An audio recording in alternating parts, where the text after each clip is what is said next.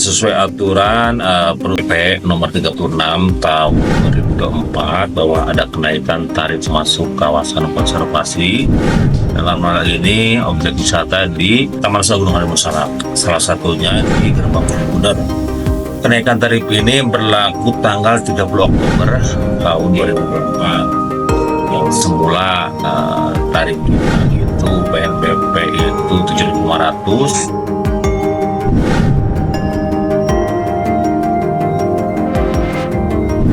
Tanggapan tentang kenaikan PNBP di kawasan Taman Nasional Gunung Salak, untuk dampaknya lumayan signifikan. Kita ada penurunan pengunjung itu di angkanya lumayan. Kita penurunan itu sampai 70-80%. Ya mungkin karena kemahalan lah. Kenaikan PNBP ini ya sangat terasa bagi kami para pengelola wisata dan para UMKM yang berada di kawasan ini. Karena setelah kenaikan PNBP untuk wisatawan turun drastis. Nah, 1 bulan ini tamu sangat menurun gratis lah. Jadi kalau untuk kenaikan ngerasa kecewa aja untuk semua pengunjung, Dol. Karena jadi di angka 40.000 ya gitu per orang. Kalau saya untuk yang jarang gitu ya kesini, asalkan fasilitasnya itu oke gitu loh, diperbaiki, jalan akses masuknya diperbaiki. Untuk kenaikan tersebut ya nggak masalah. Saya sih yakin dengan wisata Gunung Salak secantik ini, ibaratnya tidak takut akan kehilangan pengunjung. Pengunjung akan tetap datang ke sini.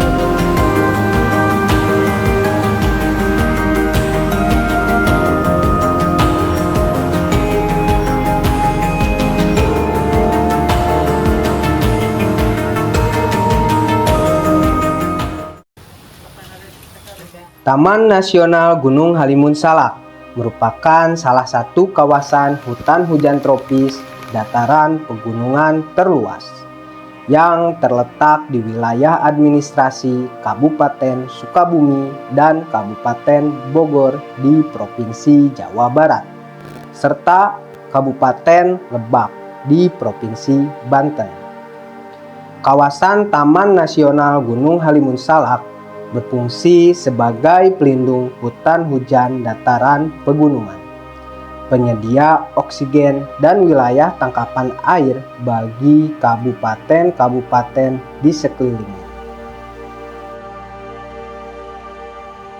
Taman Nasional Gunung Halimun Salak menjadi salah satu taman nasional yang memiliki begitu banyak lokasi atau destinasi wisata menarik untuk dikunjungi seperti curug, gunung, dan telaga. Dikarenakan lokasinya dekat dengan kota-kota besar, menjadikannya salah satu alternatif wisata alam. Harga tiket masuk Taman Nasional Gunung Halimun Salak mengalami kenaikan yang mulanya Rp10.000 per orang, kini menjadi Rp40.000 per orang. Hal ini membuat angka kunjungan wisatawan menurun sangat drastis, hingga 85%. Akibat dari penurunan tersebut berdampak kepada perputaran ekonomi masyarakat yang mencari nafkah dari kunjungan wisatawan. PNBP, penerimaan negara bukan pajak, adalah dana yang berasal dari kegiatan wisata di Taman Nasional dan langsung masuk ke kas negara. PNBP merupakan salah satu sumber penerimaan negara yang perlu dikelola dan dimanfaatkan untuk peningkatan pelayanan kepada masyarakat. Sejak 30 Oktober tahun 2024, harga tiket masuk beberapa taman nasional di Indonesia naik. Seiring dengan berlakunya peraturan pemerintah nomor 36 tahun 2024 tentang jenis dan tarif atas jenis penerimaan negara bukan pajak. Kenaikan PNBP juga berlaku di Taman Nasional Gunung Halimun Salak. Kenaikan PNBP ini menjadi kontroversial di masyarakat karena dengan naiknya PNBP, pengunjung menjadi enggan untuk berwisata dan sebaliknya, pengelola wisata menjadi resah karena menurunnya orang-orang untuk berwisata.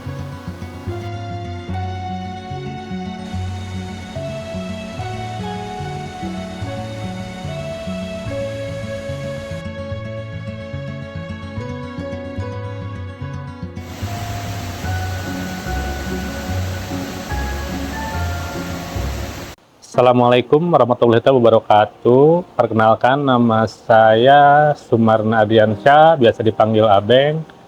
Saya ini adalah salah satu pengelola objek wisata Lembah Tepus yang berada di dalam kawasan Taman Nasional Gunung Halimun Salak. Oke, untuk tanggapan tentang kenaikan PNBP di kawasan Taman Nasional Halimun Salak, untuk dampaknya lumayan signifikan. Kita ada penurunan pengunjung itu di angkanya lumayan. Kita penurunan itu sampai 70-80%. Bukan hanya wisata Lembah Tepus saja yang terkena dampak kenaikan PNBP ini, melainkan semua wisata yang ada di dalam kawasan Taman Nasional Gunung Halimun Salak terdampak akan kenaikan harga PNBP, seperti salah satu wisata yang selalu ramai, yaitu Telaga Batu.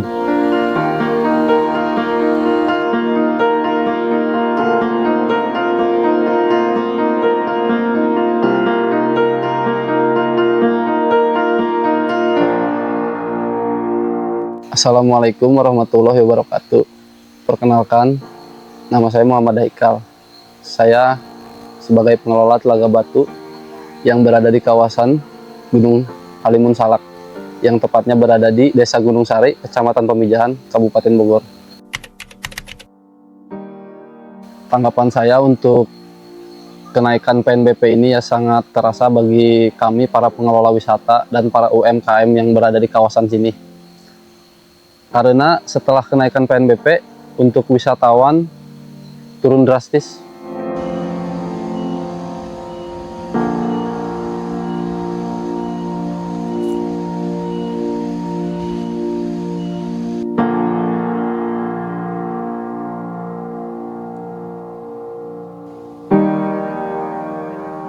Saya Nuzul, mengelola Juru Bongkar 1. Pengelola Juru Bongkar 1, kami dari pihak masyarakat Gunung Gudor 2.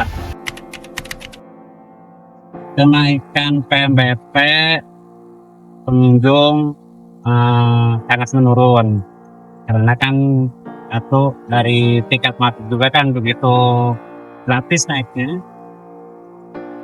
Jadi orang-orang mungkin pada ngapok atau gimana gitu ya, karena 1 bulan ini tamu sangat menurun.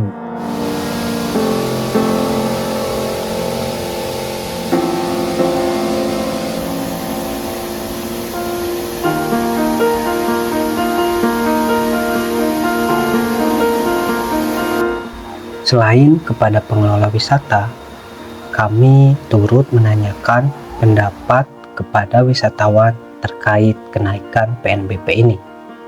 Adanya pro dan kontra dari pendapat wisatawan akan kenaikan PNBP di kawasan Taman Nasional Gunung Halimun Salak.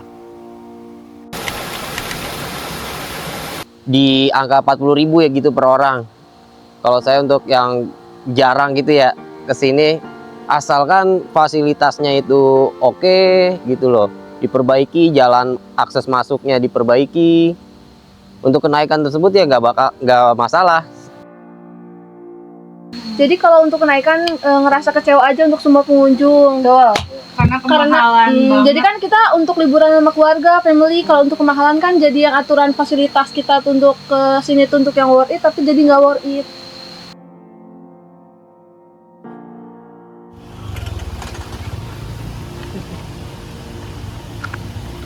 Oke, jadi setelah saya lihat-lihat langsung sampai ke lokasi wisata, ternyata memang sepi pengunjung, dan itu sangat berpengaruh terhadap warung-warung yang ada di daerah wisata ini. Dan terlihat sangat sepi sekali pengunjung. Padahal ini hari Sabtu, hari libur masuk. Terus tadi juga saya sudah ngobrol sama orang penjaga warung yang ada di sini. Ya, mereka merasakan juga selama 1 bulan sekarang ini karena kenaikan PNBP ini bulan November. Nah, di bulan November ini penurunan pembeli yang ada di warung lokasi wisata di sini sangat menurun. Dan kebetulan ini saya sedang di warung kawan saya yang pernah satu sekolah.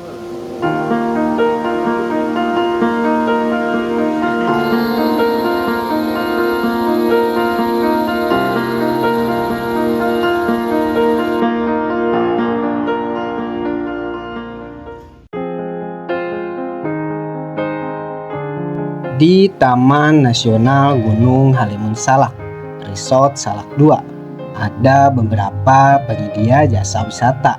Salah satunya yaitu Koperasi Halipa. Bapak Saptaji, salah satu pengurus Koperasi Halipa. Kami ikut sharing dan bertanya terkait kenaikan PNBP dan kenaikan kelas wisata di Taman Nasional Gunung Halimun Salak. Koperasi ini lahir semenjak pengelolaan pariwisata ini ditinggal oleh pemerintah, saat itu Dinas Pariwisata Kabupaten Bogor dan pengelolaan Perum Perhutani. Ketika perluasan kawasan Taman Nasional yang tadinya pengelolaan oleh Perum Perhutani dijadikan areal tambahan Taman Nasional Halimun menjadi Halimun Salak, otomatis kegiatan-kegiatan kepariwisataan yang dikelola oleh Perum Perhutani dan Dinas Pariwisata itu ditinggalkan. Nah, kita sebagai masyarakat karena sudah kadung mereka kegiatan usahanya di sekitar pariwisata, ya di objek wisata tadi ada yang berdagang, ada yang gaet dan lainnya, dan ketika ditinggalkan itu pengunjung kan tetap masuk. Iya. Nah, inisiatif masyarakat ini tadi ketika masuk ada bentuknya awalnya mungkin kontribusi buat kebersihan dan lainnya gitu. Nah, tapi tidak pakai badan hukum. Nah, di situ muncul kita sebagai masyarakat punya kepentingan untuk melindungi kegiatan-kegiatan masyarakat tersebut. Maka kita rembuk warga sama-sama kita buatkanlah koperasi. Nah, setelah terbentuk koperasi, barulah kita berproses membuat proposal kepada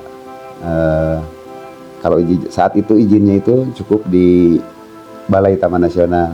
Kalau di periode pertama itu kita cukup di Balai Taman Nasional, SK-nya dari Kepala Balai. Beda dengan yang periode sekarang. Kalau periode sekarang langsung dirjen, langsung di kementerian ya. Jadi Kepala Balai lebih kepada merekomendasi saja bahwa lembaga itu layak untuk mendapatkan izin. Dan Koperasi Halipa ini pemegang izin jasa pertama di kawasan Taman Nasional Halimun Salak. Iya, yang pertama. Setelah ini baru melahirkan beberapa pengolah jasa juga yang lain, baik itu koperasi yang sama, beberapa koperasi, ada CP dan ada juga yang melalui PT yang lainnya. Nah, kita itu bentuknya jasa saja, sebenarnya bukan atas area lahan. Misalkan hanya manusianya nih, kalau ada 2 jenis izin yang diberikan oleh kehutanan itu tentang kepariwisataan, ada izin jasa dan izin sarana.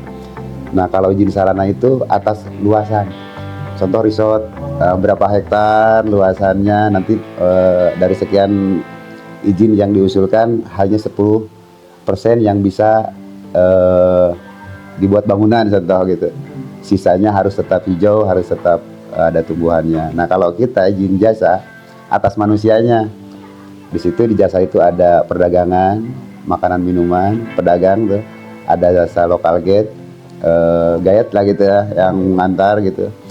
Ada jasa informasi, karena kalau misalkan tidak menggunakan izin jasa informasi itu, kalau masuk ke kawasan itu foto, video itu kena ada PNBP yang itu lumayan gitu ya. Nah, tapi kalau misalkan di jasa informasi itu nanti brandnya adalah tentang informasi kawasan, baik itu hutannya, terus konservasinya itu melekat dalam izin informasi itu. Nah, di lingkaran izin jasa itu kita punya tanggung jawab administrasi pelaporan, jumlah kunjungan, termasuk pembayaran iurannya. Kita per izin itu ada iurannya masing-masing, ada izin makanan minuman per bulannya ada berapa, misalkan beda-beda nih izin informasi berapa, ada local gate itu berapa. Nah, setiap izin itu kita bayar iurannya langsung ke kementerian itu.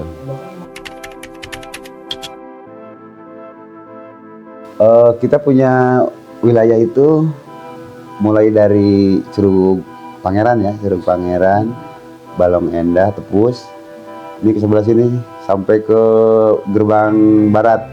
Gerbang Barat terakhir batasnya Cikulubung. Nah, itu wilayah kita. Kalau sebelah sana udah cakupan izin jasa yang lain, Koperasi Satria Rimba kan. Iya, sekilas sih mungkin banyak, wah karena naik gitu kan, harganya tinggi, pengunjung berkurang gitu kan, pengunjung berkurang. Ketika pengunjung berkurang, masyarakat pendapatan berkurang, yang usaha, yang objek wisata dan lainnya. Nah, sebenarnya kenaikan ini pertama terjadi karena ada penyesuaian undang-undang baru tentang PNBP seluruh Indonesia itu.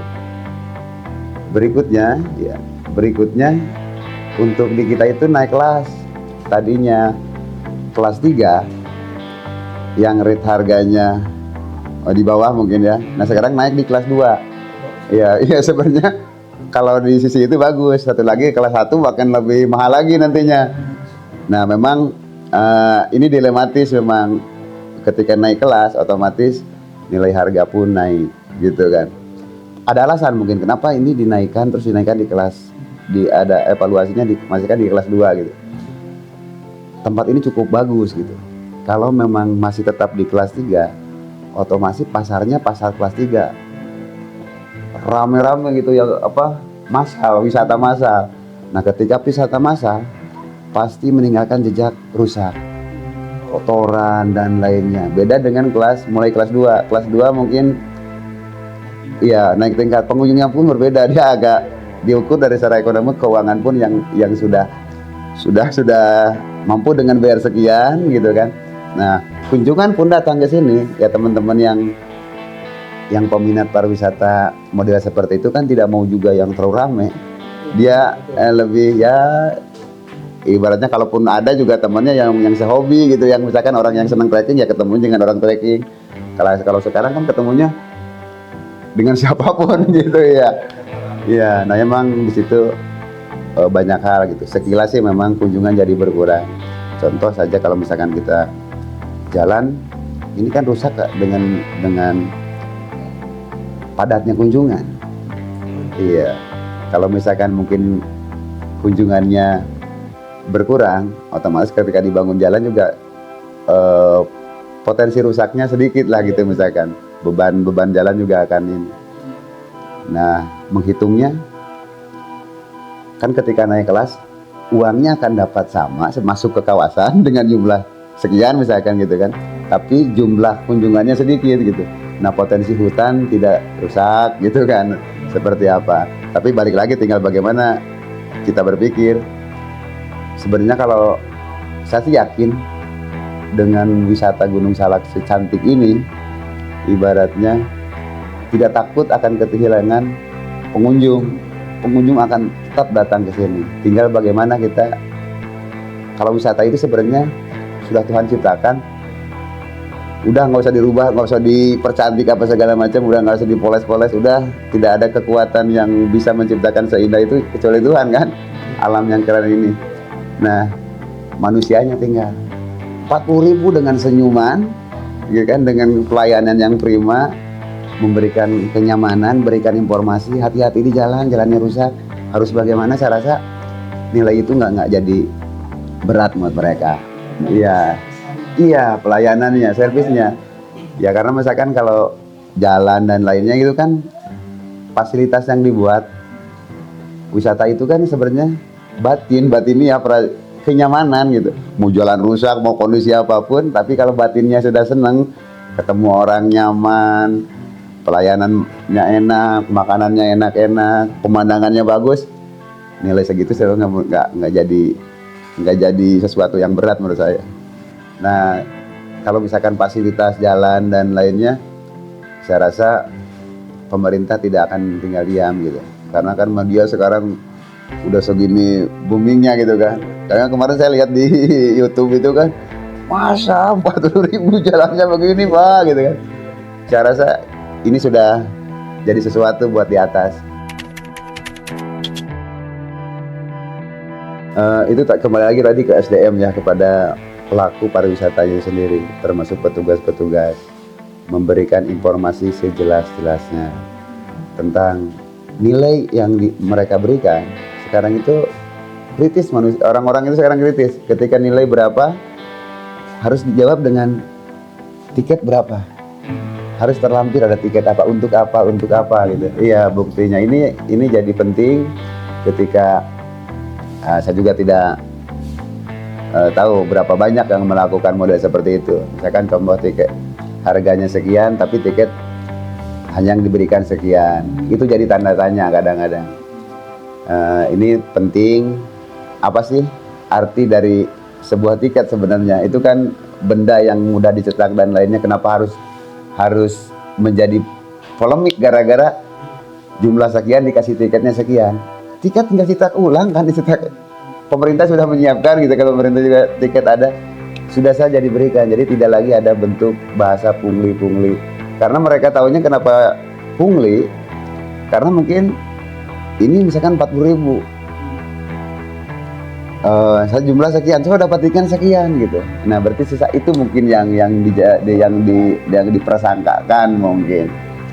Jadi saya rasa kalau misalkan apalagi pendatang dari Jakarta terus wilayah-wilayah kota paham banget bahwa satu lembar itu berarti gitu, bahwa ini bukti benar bahwa saya membayar itu secara resmi.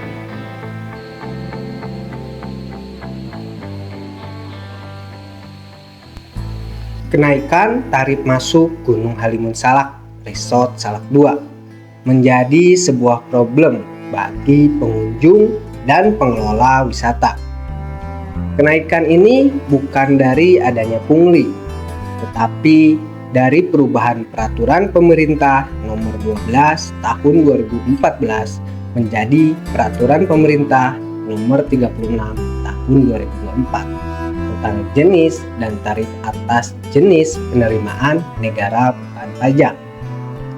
Dan kenaikan kelas wisata di Resort Salak 2 yang awalnya kelas 3 kini naik menjadi kelas 2. Harapan masyarakat dari kenaikan ini semoga adanya perbaikan fasilitas seperti perbaikan jalan, adanya lampu penerangan jalan, dan fasilitas pendukung lain untuk menjamin keamanan, kenyamanan, dan keselamatan pengunjung. Terima kasih. Kami dari Green Travel, salam lestari, salam konservasi, Green Travel ID.